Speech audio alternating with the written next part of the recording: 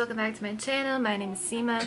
I did a poll on my community tab and I asked you guys what video you want to see from me regarding teaching you guys about energy work. I hope you guys can hear me. I hope the audio is good. I hope. So I'm going to be going over that in this video. I'm going to be talking to you about exactly how you can transmute negative energy or the energy that people send you. And I'm going to give you a step-by-step process on how to do this. So this is not just for negative energy, this is for all types of energy. So let's say you post on social media, let's say you are a public figure of some kind, or people know you, or they are curious about you and your life. Here is what you can do to take that energy that they are paying you, because they're still paying you, right? So you take that energy that they're paying you and you use it, okay? So let's say somebody gives you $500, you would take that $500 and you would use it. You would either spend it or invest it. It's the same thing with energy. So the first step to being able to alchemize energy is to, number one, not absorb anyone else's energy, but to observe, okay? So this is really, really important. Observe, don't absorb. Because a lot of the time we absorb what people give us, right? We think that it's ours. We think that their projections of us, negative or positive, has anything to do with us. We think it's personal. We take it personal. This is where a lot of people inadvertently hex themselves, or they, get afraid of evil eye and stuff like that, which is not real, by the way. Not in the sense that we think. So it is possible for us to, through the practice of detachment, observe what's going on instead of absorbing it and taking it personally, because it's not a reflection of us, how other people see us or view us or think about us. It is a reflection of them and their insecurities, their traumas, their pain points, what they have going on, their life experience, and their limitations, okay? So remember that you are the observer. You're not the container of their energy. So you can say things like, this energy is not mine, I do not claim this energy, things like that. You can say it if you need to say it, or you can just feel it. You can feel intuitively what's going on with people and how they are reacting and responding to you. And you can say an affirmation of healing for them. You can say a prayer of healing for them. Because it has been brought to your attention or to your awareness, and somehow they have collided with you on your path. So you have that ability to be a healing modality for them. So you can pray for their health. You can pray for their mind, for their mental state. You can pray for their heart. So what I will sometimes do is I will just I'll say, okay, like, they're not well, take care of this, so I'll just give it to God, and I'll be like, take care of them.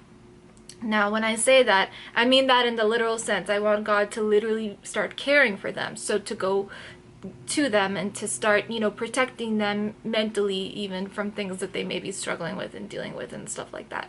So what this does is it brings you good karma and it brings them good karma. It's a win-win.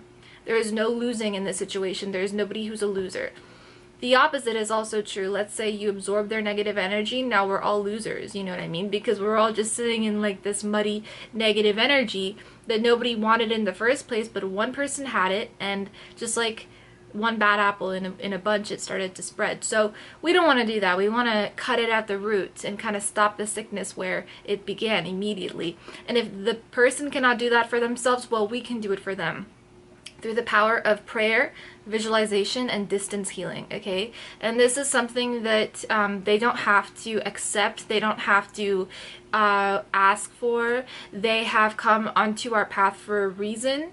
And so because we care for them and their hearts, and because we understand the power of God, and we understand how God can work in their lives just as he has worked in ours, we send God there. We send God to them, and we say, please watch over them and take care of them. And we can even ask for him to transmute their jealousy or ill feeling or negativity onto positivity for them, so they feel less of this pain, because it's a very painful thing to be jealous. It's a very painful feeling. It's not a natural feeling. And the way we know it's not natural is because there is pain, there is dissonance, there is contrast. So in identifying that and knowing that the soul in and of itself is constantly creative, pure, regenerative, and neutral, and pure in its wishes, in its intentions, and we see that someone is not acting that way, we understand that there is a dissonance, there is a difference between their expression and who they really are. So in this way, you know, we can ask for the dissonance or the gap to be closed. We can ask for them to return to their true, authentic, neutral, and peaceful self. And of course, you know, that's all we can do. People have to do inner work on themselves. It's a individual journey. This life is a spiritual journey, and it's an individual one. And so people have the you know, they have the job of doing that inner work themselves. There's not much we can do except the most that we can do, which is prayer and asking God to go there. So yes, the second thing that we can do, oh, and by the way, what this does is, again, it allows good karma for everybody. So that includes us. So we receive good karma from their negativity, okay, when we go and heal there. So this could look like good karma in the form of money, okay? So they're literally paying you attention, remember that. Or this could look like good karma in the form of time, in the form of just abundance, feeling good in your skin. You can even look better. You can, you know, feel more vibrant and energized. You can feel happier in your life and in your day, because good karma takes many, many, many different forms. Okay, so the second technique here that I want to talk about is energetic shielding. So before you go anywhere, okay, you want to make sure that you are covering yourself, okay? So you can cover yourself in various different ways. You can imagine golden shields. You can imagine, I do a bubble sometimes. You can do white light around you. That's very effective because white light is cleansing and purifying, since white carries the entire spectrum of color. And white is God's effulgence, basically.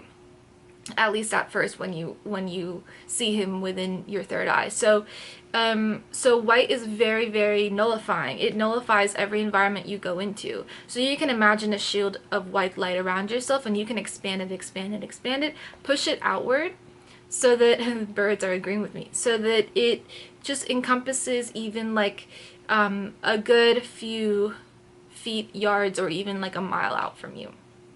Okay, but you can just do it anytime, anywhere, before you step into any place, before you go into anyone else's house, before you go into a supermarket, you know, things like that. And why? And does it work?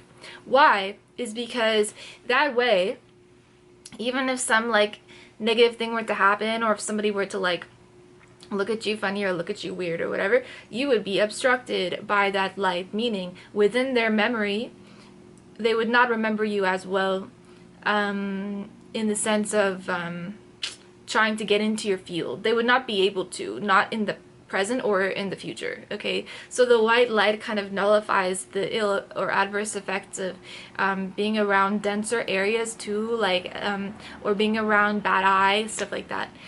So very, very important to visualize, because visualization is reality, because we are seeing with our inner eye. And so when we see with our inner eye, reality begins to crystallize, at least for us. That is our reality, right?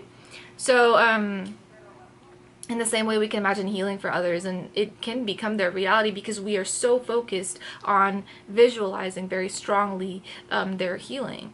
So this is how to create. Guys, visualization is, I think, the most important technique for creation, for reality creation, because everything happens anyway through the imagination. The reality that you are experiencing right now, your physical, touch, tangible reality, is a result of the imagination that has preceded it, okay? So the imagination that has been continuing on for a while has created your current reality. So imagination is very powerful.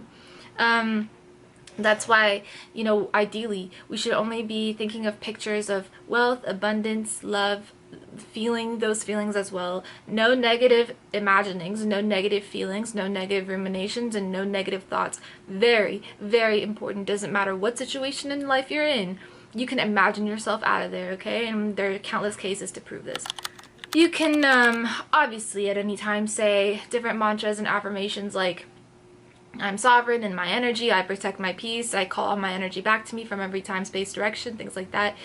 Super easy to do. And when we affirm, we declare. So that's why you should never affirm the opposite. Like, you should never affirm any vows of poverty or ill health or anything, because we create with our words, you know. And so we are the I am.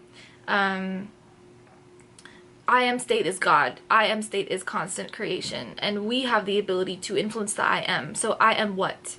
You get to decide every day. This is conscious reality creation. Okay, so you can say these things, and even if you don't believe them at first, you say them until you believe them. This is self-hypnosis. And when you do this well enough, when you do this often enough, you become really good at it. And then you could do it well enough so that you start believing it instantly as soon as you say anything, you know? It's about practice. It's about kind of getting your mind to believe you. You know, it takes practice. So yeah, so here's another way to turn other people's energy into gold, so to speak, Midas, or to allow people to pay you attention, is to feel it first, okay? So let's say someone's energy does hit you. You can feel that your ex is thinking about you. You can feel that somebody's jealous of you. Like, oh, you know, they're looking you up online and whatever, you know what I mean? Whatever it is.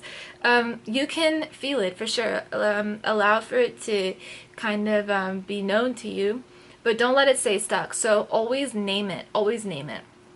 So if it's someone else's anger, identify what emotion it is. Okay, it's anger. Identify where it's coming from and try to identify why.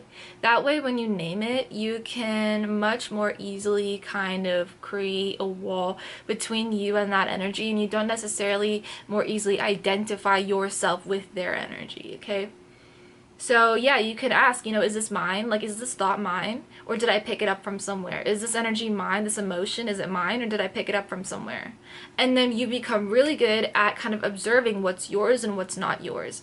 And when you can understand that, it becomes much more easy to kind of set up those spiritual or energetic boundaries where you are not paying that situation that much attention, or you're not paying that person that much attention, because you realize, oh, okay, you know, what's going on there has nothing to do with me right now, you know. And so again, like I said, it's about practicing those boundaries, and it's about getting clear with what your energy is consisting of, right, and what theirs is. So let's say you have some anger, negativity, jealousy in the mix. You'll probably attract people that fuel that more from you because it's active within your vibration, or you'll attract situations that bring that out of you, stuff like that. Or you'll attract people that also have that within them because your signal is on, okay? That's active within your vibration. So what you need to do is you need to mitigate that within yourself. So again, we do the healing work on ourselves to bring the emotion up to the surface, to identify it, to see where it's coming from, to feel the feelings, and then to heal those feelings by allowing them to be understood to you, by acknowledging why things had to happen, by growing from the situation through humility and surrendering to the situation, and then finally by letting it go.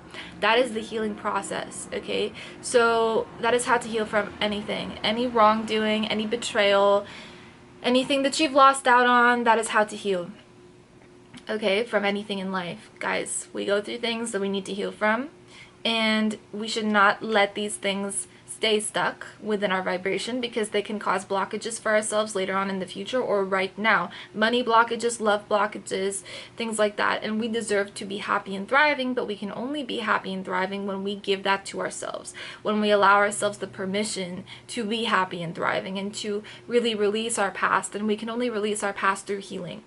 Okay, so you gotta heal. You gotta heal. You're feeling negatively about something that's happened, you gotta heal from it. Okay? So keep in mind of what energy is yours and what energy is not yours, and allow the emotion to move through you as well if you want to feel it. And if it is triggering something within you, allow that emotion to move through you and then pass out of you as you realize why it's there in the first place, okay? So additionally, what you can do, this is one of my favorite methods of transmutation. Let's say someone is giving you negativity. Let's say they're sending you negative energy. Let's say they, you know, whatever they have going on. This is my favorite technique. You take that energy, okay, and you turn it into power. So with that energy, you can create you take action. So you write a poem, you write a song, you dance it out and record it, film it, if you will. You make a video, you know, you use your voice, you talk about it, you even tell your story, you discuss what you've been through. This is power. This is taking someone's negativity and allowing for it to pay you, right? Very important. So speaking, like I said, prayer also, it could be kind of a calling for you to submit yourself within prayer. It could be a calling for you to begin meditating in that moment, and like we discussed, sending that blessing back to them, that healing back to them. So yeah, I just want to finish off here with the importance of grounding and clearing your energy field every single day. So it's kind of like brushing your teeth. You want to clean your energy field. So this is done very, very easily through just, number one, acknowledging the emotions that you're feeling. So if you're feeling off, understand that. That's a signal. Like, our emotions are signals to how far separated we are from ourselves, from our source. So understand the emotion. Super important to get into alignment before you do anything. So breath work, grounding, salt is very, very good for cleansing the energy field, and things like that. So yeah, all energy can be fuel. Remember that. I hope you guys enjoyed this video. Remember to always let people's doubts motivate you, because that is your juice. That is your gasoline, is literally how I think about it, and how I feel it too. I feel it like it's energy. It's almost as if it's like an energetic caffeine for me. Okay, so it allows for me to move. It allows for me to be even more fiery, passionate, and even more actionable in what I do. Mainly because I understand where people come from when they feel negatively towards somebody who's in their purpose and who's doing what they wish they could do. So it fuels me, because it's in a way also like me being 10 toes down on what I need to do, you know. So you can think of it that way, and you can use that energy that way as well. Remember that your soul came here to transmute. It is a portal, not a prison. Okay, same thing with your consciousness, same thing with Earth. Earth is a portal for creation, for reality creation. It's not a prison. Do not let anything bring you down at all, whether it be your own negative thoughts or someone else's. Okay? So I hope you guys enjoyed. Thank you so much for watching. If you would like to learn more about this topic, I have a mini exercise that you can try down below. If you would like one-on-one coaching with yours truly, you can go ahead and book a one-on-one call with me. I also have a school community that is in the process. We are building it, but I will list that down below as well. Thank you guys for being here. As per usual, I hope this video was helpful for you. I love you very much, and I'll talk to you guys in the next one.